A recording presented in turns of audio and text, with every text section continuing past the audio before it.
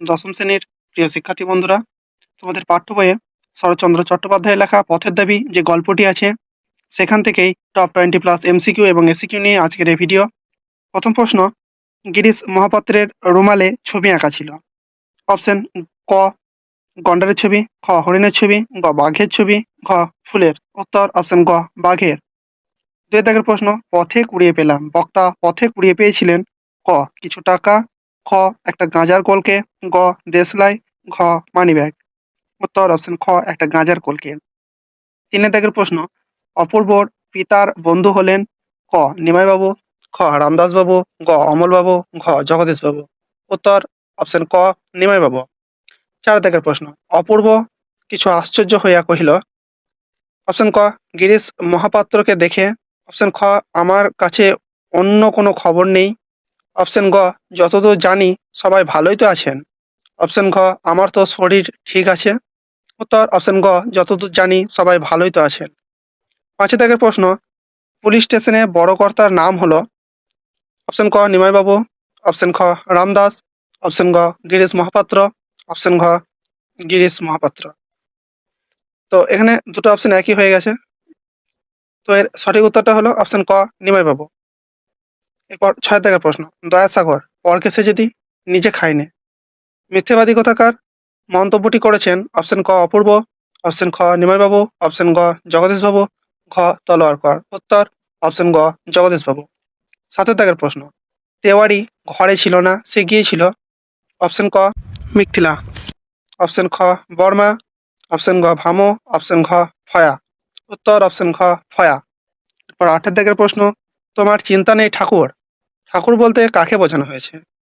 Option ক তলোয়ারকরকে, খ নিমাইবাবুকে, গ গিরিশ মহাপাত্রকে, ঘ তেওয়ারিকে। উত্তর অপশন ঘ তেওয়ারিকে। নয় দাগের প্রশ্ন, সব্যসাচী মল্লিকের বয়স ছিল। অপশন ক 30 থেকে 34 এর অধিক নয়, অপশন খ 31 থেকে 32 এর অধিক নয়, গ 30 থেকে 32 এর অধিক নয়, ঘ 27 থেকে 28 এর অধিক নয়। উত্তর অপশন গ 30-32 এর অধিক নয়।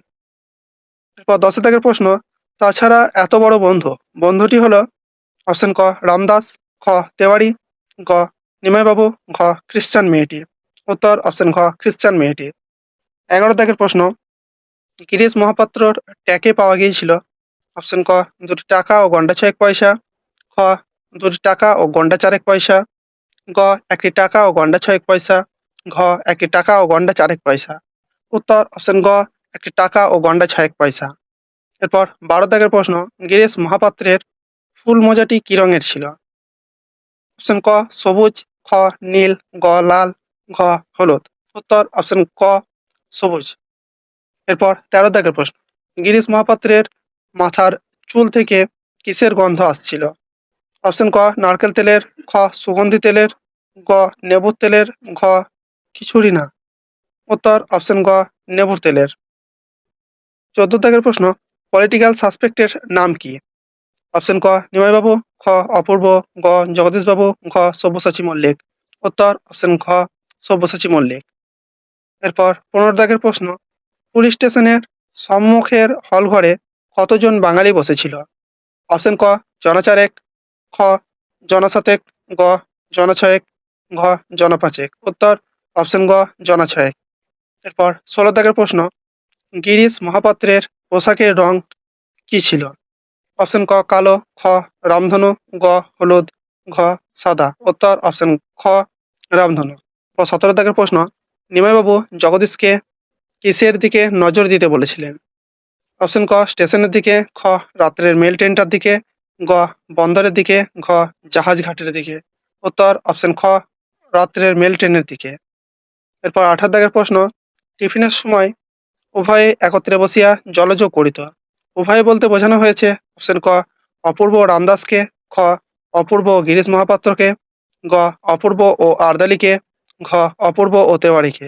উত্তর অপশন ক অপূর্ব ও রামদাসকে। পর 19 দাগের প্রশ্ন, ফিরিঙ্গি ছোড়ারা লাথি মেরে প্ল্যাটফর্ম থেকে বের করে দিয়েছিল। অপশন ক তলোয়ারকরকে, খ গিরিশকে, গ রামদাসকে, ঘ অপূর্বকে। উত্তর অপশন ঘ অপূর্বকে। এরপর 20 দাগের প্রশ্ন, অপূর্ব কোন শ্রেণীর যাত্রী ছিল। অপশন ক প্রথম শ্রেণীর, খ দ্বিতীয় শ্রেণীর, গ তৃতীয় শ্রেণীর, ঘ কোনোটারই নয়। উত্তর অপশন ক প্রথম শ্রেণীর। এরপর 21 দাগের প্রশ্ন, ট্রেনের ভিতরে অপূর্ব তার ভোজ্য বস্তু কোন ধরনের পাত্র থেকে বের করেছিল? অপশন ক স্টিলের পাত্র, খ তামার পাত্র, গ অ্যালুমিনিয়ামের পাত্র, খ পিতলের পাত্র। উত্তর অপশন ঘ পিতলের পাত্র।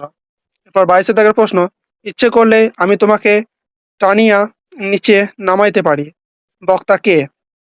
অপশন ক নিমাইবাবু, খ সব্যসাচী মল্লিক, গ সাব ইন্সপেক্টর, ঘ জগদীশবাবু। উত্তর অপশন গ সাব ইন্সপেক্টর। এরপর এসিকিউ, প্রথম প্রশ্ন, গিরিশ মহাপাত্রের বেশভূষা, বাহার ও পরিপাট্য দেখে নিমাইবাবু কি বলেছিলেন? উত্তর, গিরিশ মহাপাত্রকে দেখে নিমাইবাবু বলেছিলেন, বাবুটির স্বাস্থ্য গেলেও শখ 16 আনাই বজায় আছে। 2 দাগের প্রশ্ন, অপূর্ব পুলিশ স্টেশন থেকে বেরিয়ে কি দেখলো? উত্তর, পুলিশ স্টেশন থেকে বেরিয়ে অপূর্ব দেখল গিরিশ মহাপাত্র একটা ভাঙা টিনের তরঙ্গ আর বিছানায় বান্ডিল সঙ্গে নিয়ে রাস্তা ধরে চলে যাচ্ছে। পর 3 দাগের প্রশ্ন, তারপর সকালে গেলাম পুলিশকে খবর দিতে। কে কেন পুলিশকে খবর দিতে গিয়েছিলেন? উত্তর, অপূর্বর ঘরে চুরি হয়েছিল, তাই সে পুলিশকে খবর দিতে গিয়েছিল। এরপর 4 দাগের প্রশ্ন, আমারও তো তাই বিশ্বাস, বক্তার কি বিশ্বাস?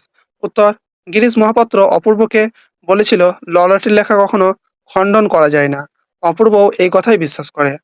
এরপর 5 দাগের প্রশ্ন, সে যে বর্মায় এসেছে এ খবর সত্য, কার বর্মায় আসার কথা বলা হয়েছে? উত্তর, পলিটিক্যাল সাসপেক্ট সব্যসাচী মল্লিকের বর্মায় আসার কথা বলা হয়েছে। এরপর 6 দাগের প্রশ্ন, কোন ঘটনা পরাধীন ভারতবর্ষে প্রায় নিত্য ঘটনায় পরিণত হয়েছিল? উত্তর, পরাধীন ভারতবর্ষে দেশের লোকেদের বিদেশি সাহেবদের হাতে অপমান ও অত্যাচারিত হওয়ার ঘটনা নিত্য ঘটনায় পরিণত হয়েছিল। এরপর 7 দাগের প্রশ্ন, তুমি গাঁজা খাও? কে কাকে এই প্রশ্ন করেছিলেন? উত্তর, গিরিশ মহাপাত্রর পকেট থেকে একটা গাঁজার কলকে পাওয়া গিয়েছিল, তাই নিমাইবাবু তাকে উক্ত প্রশ্নটি জিজ্ঞাসা করেছিলেন। এরপর 8 দাগের প্রশ্ন, যাত্রার সময় ট্রেনে অপূর্বর কে কে সঙ্গী হয়েছিল? উত্তর, যাত্রার সময় অপূর্বের সঙ্গী হয়েছিল একজন আর্দালি আর একজন অফিসের হিন্দুস্তানি ব্রাহ্মণ পেয়াদা। এরপর 9 দাগের প্রশ্ন, ভয় হয়, এখানে খেলা চলিবে না, উক্তটি পরিস্ফুট করো। উত্তর, পথের দাবি রচনাংশে সব্যসাচী বিচিত্র পোশাকের ও অসুস্থতার আড়ালে নিজেকে লুকিয়ে রাখলেও তার বুদ্ধিদীপ্ত চোখ দুটিকে সে লুকাতে পারেনি, তাই এই উক্তি। এরপর 10 দাগের প্রশ্ন, মনে হলো দুঃখে লজ্জায় ঘৃণায় নিজে যেন মাটির সঙ্গে মিশিয়ে যায়, কোন কথা মনে করে অপূর্বের এই মনোবেদনা?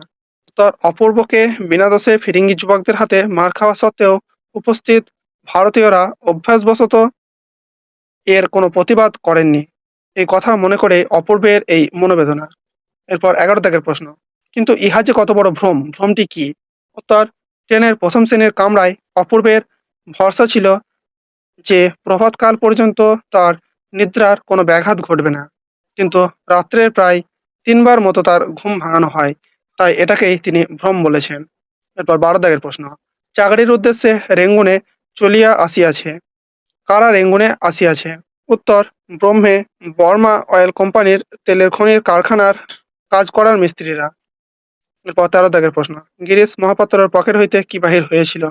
উত্তর, গিরিশ মহাপাত্রর পকেট হইতে একটা লোহার কম্পাস, মাপ করিবার কাঠের একটা ফুটরোল, কয়েকটা বিড়ি, একটা দেশলাই ও একটা গাঁজার কলিকা বাহির হইয়াছিল। এরপর 14 দাগের প্রশ্ন, মিথ্যাবাদী কথাকার, কে কাকে মিথ্যাবাদী বলেছেন?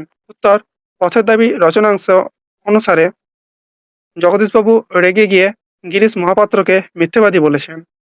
15 দাগের প্রশ্ন, কেবল এই জন্যই যেন আজও বাঁচিয়া আছে, এই জন্যই বলার কারণ কি? উত্তর, ভগ্নস্বাস্থ্য গিরিশ মহাপাত্রকে দেখে মনে হয় তার মৃত্যু আসন্ন, কিন্তু তার দৃষ্টির গভীরে এমন প্রাণশক্তি লুকিয়ে ছিল যাকে মৃত্যুও ভয় পায়, তাই সে আজও বেঁচে আছে।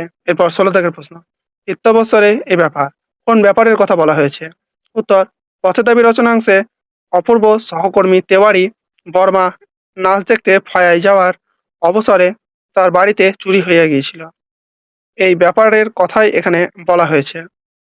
এরপর 17 দাগের প্রশ্ন, কই এই ঘটনা তো আমাকে আগে বলেননি, কোন ঘটনা? উত্তরটি হলো পথের দাবির কেন্দ্রীয় চরিত্র অপূর্ব বিনা দোষে ফিরিঙ্গি যুবকদের হাতে মার খাওয়ার ঘটনা। তো এই ছিল আজকের ভিডিও। তো ভিডিওটি ভালো লাগলে তোমরা একটা লাইক করে চ্যানেলটাকে সাবস্ক্রাইব করতে পারো, আর তোমাদের এই ভিডিওগুলোর পিডিএফ যদি দরকার হয় তোমরা কমেন্ট সেকশনে কমেন্ট করতে পারো। তো আমি এর পরবর্তী যে ভিডিওটা আপলোড করব সেখানে এই ভিডিওর পিডিএফটা আমি আপলোড করে রাখবো। ধন্যবাদ।